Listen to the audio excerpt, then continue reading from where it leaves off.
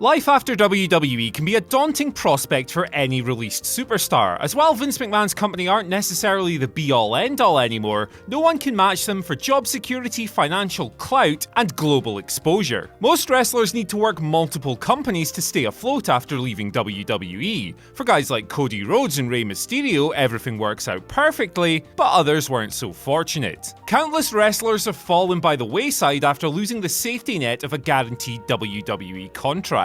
The Future Endeavours letter is more often a curse than a blessing, and history is littered with former WWE superstars who couldn't rebound on smaller stages. I'm Andy for What Culture Wrestling, and here are 10 wrestlers who never recovered from their WWE release. Mate, I cannot wait for StarCast. The Monday Night War debate. All in, way in. Behind the Themes with Jim Johnston. Marty Skrull doing karaoke. Simon Miller's going to be there. We could do a song with him. And the roast of Bruce Pritchard. Pritchard? We'll ask him when we get there. Good idea. In fact, we're going to miss our flight. Let's go. Goodbye, everybody. Yeah, see you later, losers.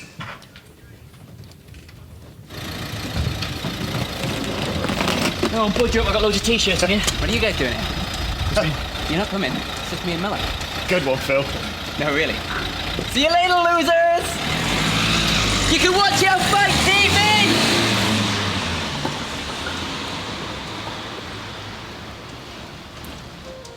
You can get the entire StarCast event on Fight TV. Over 40 hours of on-demand content, over 25 live shows from your favorite wrestling legends, and you get $20 bonus Fight TV credit. Not only that, but order the weekend pass before the 27th of August, and you will be entered into a prize draw to win a VIP travel package, including worldwide flights. And let's face it, you can't say fairer than that. Number 10, Braden Walker. As Chris Harris, this guy is one of the most decorated tag wrestlers in TNA history, winning gold on 7 separate occasions before signing with WWE in January 2008. Walker got off to a terrible start. Assigned a generic creator wrestler name, he unfortunately looked like he'd added several pounds since leaving TNA, and he lasted less than a month before being let go. The weight gain, bad promos, and uninspiring matches made Walker a laughingstock, and his career went from bad to worse. So damaged was his reputation that he struggled for indie dates afterwards,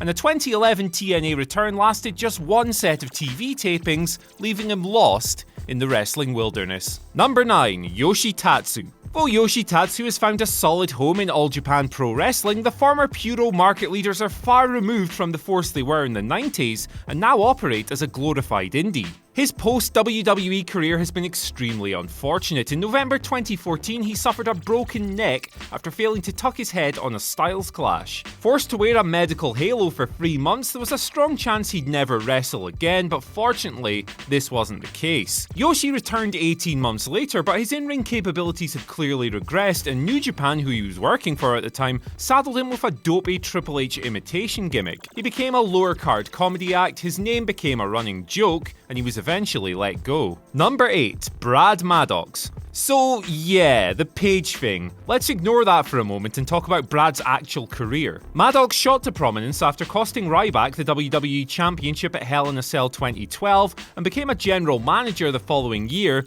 during which he was subjected to months and months of routine embarrassment. He was released after swearing at a fan during a dark match and had seemingly fallen off the face of the earth prior to that video leaking. Working precisely one match since leaving WWE, he isn't even active in the business anymore, despite promising to tour the indies as Mad Braddox. How inventive. Number 7, Rikishi. In his heyday, Rikishi was one of WWE's most entertaining and over upper mid-card acts, but was released after ignoring repeated requests to manage his weight in 2004. He had brief appearances in All Japan and AAA, but nothing stuck, and a 2-month TNA run in 2007 fell apart over a pay dispute. Though still active as a trainer, Rikishi fell into the wrestling abyss. He only wrestles on tiny independent shows these days, and while he still has the school, his in-ring career took a massive nosedive after leaving WWE. Number 6, Karma. Remember that we're purely talking in a wrestling context here, as Kia Stevens, who played Karma, is currently doing alright for herself as a member of Netflix's Glowcast. Her WWE run didn't go the way she'd have liked. Tragically, Karma suffered a miscarriage during a period away from the ring, and the company called her back into action way before she was ready. No longer the dominant force of old, she was released in July 2012. She returned to the Indies and TNA, where she made her name as Awesome Kong in the first place, but mounting back issues diminished her ability, and she was never able to recover the old magic. Number 5. Ahmed Johnson. Big, buff, but sloppy in the ring, and with a penchant for rambling, nonsensical promos, Ahmed Johnson's WWE push was an almighty flop. The former Intercontinental Champion joined WCW in 1999. Branded Big T, he failed through a lack of meaningful stories and creative direction, as well as being kind of bad at his job. His impressive physique fell apart and he was released in 2000, effectively ending his high-level wrestling career. In just a few years, Ahmed had gone from one of Vince McMahon's favourite prospects to a complete non-entity, and he fell off the wrestling map a long time ago. Number 4. Perry Saturn. Shooting on jobber Mike Bell was fatal for Perry Saturn, who was lumbered with the goofy moppy gimmick, then removed from television once that expired before getting released in 2002. Sadly, his life took a near tragic turn 2 years later. After getting shot in an altercation with two armed men, Perry developed a deep drug addiction, and he was homeless for 2.5 years. Saturn re-emerged in 2010, having seemingly overcome his issues, but revealed in September 2016 that he was suffering from a debilitating traumatic brain injury, and unsurprisingly, he'd retired 3 years prior. Number 3. Tully Blanchard.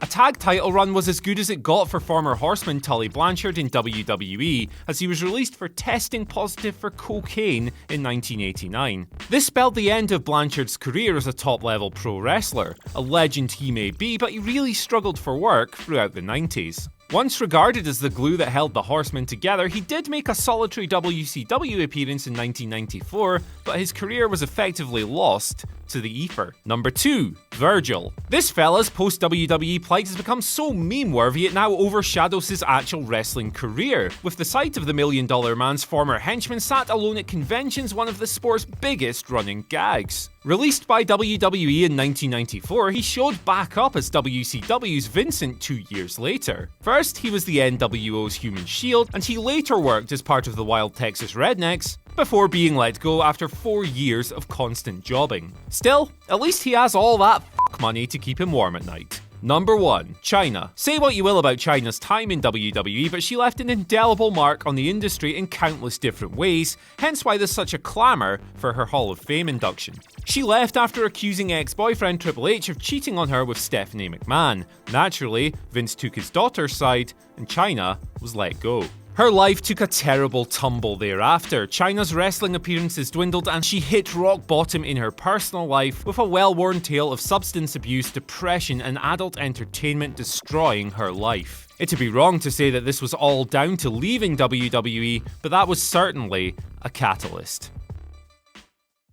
Hey guys, thanks for watching the video. Don't forget to subscribe below, and if you're looking for more content like this, then try a few things that are floating about around my ears. It might be fun. I can't promise it though, but it might be.